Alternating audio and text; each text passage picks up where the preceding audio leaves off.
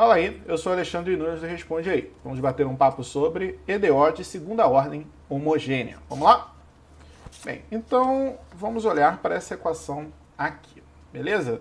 E vamos notar algumas particularidades. Bem, primeira coisa é isso aqui, olha só. Nós temos a derivada de segunda ordem aparecendo. Então ela vai ser uma EDO de segunda ordem, ok?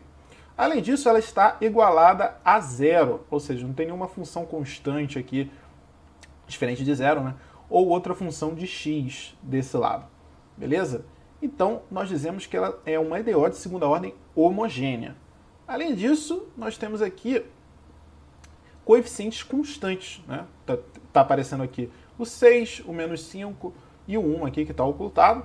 Então, nessa situação, nós temos uma EDO de segunda ordem homogênea com coeficientes constantes, beleza? E agora a gente vai ver como resolver esse tipo de EDO, beleza? Então, legal. Repara o seguinte, como nós temos coeficientes constantes, as derivadas estão associadas com a função original por constantes, né? Então, as derivadas são muito parecidas com as funções originais, ok?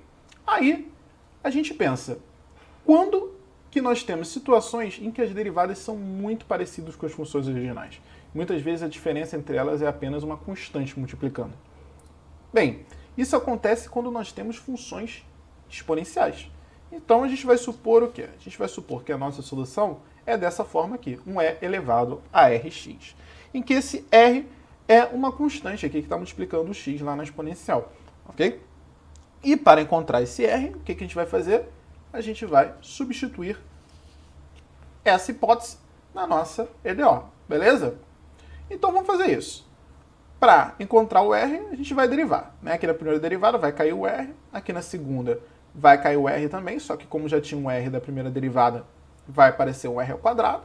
Assim, derivando e colocando a exponencial em evidência, a gente vai ter justamente essa situação aqui. A exponencial ela é sempre diferente de zero, né? Então a gente precisa que essa equação de segundo grau aqui, ela seja igual a zero. Essa equação de segundo grau ela é particular da nossa EDO e recebe o nome de equação característica, beleza? A partir da equação característica, resolvendo a equação característica, que a gente vai encontrar o R e então solucionar a nossa EDO, beleza? Então, para resolver os problemas com EDO de segunda ordem homogênea, a gente precisa encontrar a equação característica. Legal? Beleza, Alexandre, mas toda vez que eu tiver que encontrar essa equação característica, eu vou ter que fazer esse negócio da exponencial aí? Não é necessário. O que a gente vai fazer é o seguinte, o y, duas linhas, ele vai ser o r ao quadrado, é o que a gente fez aqui, né? O y, duas linhas, virou o r ao quadrado. O y' virou o r elevado a 1, que é o r, né? Então a gente tem aqui o y', olha só, ele virou o r, menos 5, y' menos 5r, ok? E o y virou 1, ok? Que é uma constante 1. Então 6y, aqui apareceu só o 6, né? Porque 6 vezes 1, 6. Beleza? Legal? Então tá show. Então vamos agora resolver essa equação característica aí. Beleza? Então, resolvendo a EDO. Temos aqui a nossa equação característica, né? E o que vai acontecer? Lá do Bhaskara, a gente consegue encontrar a solução dessa equação, né? E a gente vai ter algumas situações aqui, olha só. A gente vai ter a situação que o delta é maior do que zero, a gente vai ter a situação que o delta é igual a zero, e a situação que o delta é menor do que zero. E por que eu estou destacando isso aqui? A gente está destacando isso aqui porque a nossa solução vai mudar dependendo ali do delta, beleza? Então, para o nosso caso, se a gente calcular o delta, a gente vai encontrar delta igual a 1, que é o caso justamente em que ele é maior do que zero, beleza? Então vamos começar com o caso em que o delta é maior do que zero. Nesse caso, o que vai acontecer? Bem, vamos calcular aqui o nosso R. O R vai ser menos B, né? Então menos 5, 5, mais ou menos raiz de delta. Raiz de 1, 1, sobre o quê? 2A, né? A é 1, então sobre 2. Isso aqui vai dar a situação com R1 igual a 2 e R2 igual a 3. Então nós temos dois valores possíveis para R. Legal? Olha só, a gente tem essa situação aqui que a gente vai chamar de Y1, que está associado ao R1, que é E elevado a 2x, o y2 associado ao r2, que é e elevado a 3x. Tá, mas e aí, o que eu faço então? Eu escolho um deles? Não. O que a gente vai fazer é o seguinte, a gente vai pegar a combinação das duas soluções, do y1 e do y2, ok? Ou seja, a gente vai pegar aqui um C1 multiplicando o y1, que é uma constante, ok? E um C2 multiplicando o y2, que também vai ser uma constante. Show? Aí o que vai acontecer?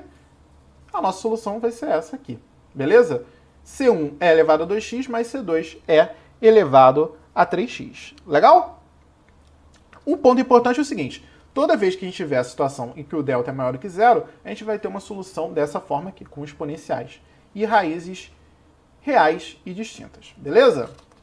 Legal.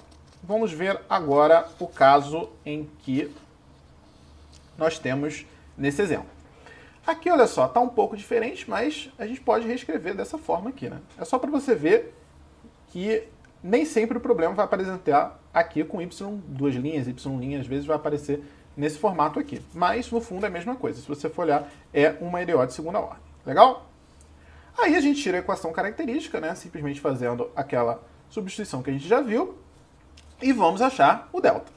Nesse caso aqui, calculando, a gente encontra o delta igual a zero. Então, essa é a situação em que o delta é igual a zero. Beleza?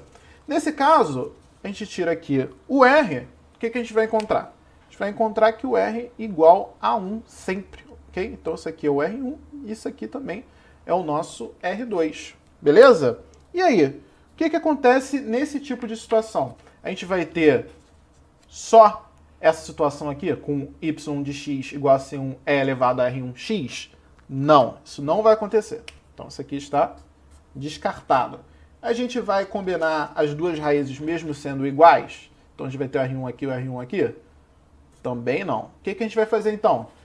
A gente vai pegar uma das soluções e vai colocar um x multiplicando na frente, ok? Então, vai aparecer as duas exponenciais aqui com R1, ok? Só que para não ter o problema, a gente vai colocar um x multiplicando. É claro que a gente está botando um x porque é uma função de x, né? Se fosse uma função de t, a gente estaria multiplicando o t ali. O importante é que a gente coloque para não acontecer isso aqui, ok? De ter duas exponenciais iguais. Então, no nosso caso, como é que vai ficar? Como a nossa raiz é 1, então vai ficar y de x igual a C1 é elevado a x, mais C2x é elevado a x. Beleza? Então tá show. Vamos ver agora a situação em que a gente tem esse exemplo. Beleza? O que vai acontecer? Tirando a equação característica, a gente vai ter exatamente isso aqui. E encontrando o delta, a gente vai encontrar o delta negativo. Okay? Então, nós temos o caso em que o delta é menor do que zero agora. Nessa situação, olha só, a nossa raiz ela vai ter uma parte real e vai ter uma parte imaginária, ok? E aí, como é que a gente vai fazer?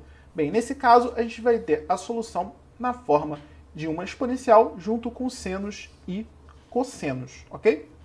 Na exponencial vai aparecer o alfa, que é a parte real, e aqui no seno e cosseno vai aparecer o beta, que é justamente a parte imaginária da nossa solução, ok? Então, vamos ver como é que ficou aqui no nosso problema. Né? A gente vai calcular aqui o R. O R ele vai ser menos B, ou seja, 2, mais ou menos raiz de menos 4, sobre 2, ok? O que vai acontecer? Bem, isso aqui vai dar 1, mais ou menos 2i, né? 2i dividido por 2, mais ou menos i. Legal? Agora a gente substitui aqui na forma geral, ou seja, y de x igual a e elevado a x, C1, cosseno, o beta é 1 também, ou seja, cosseno de x, mais C2 seno de x, ok? E essa é a nossa solução. Legal?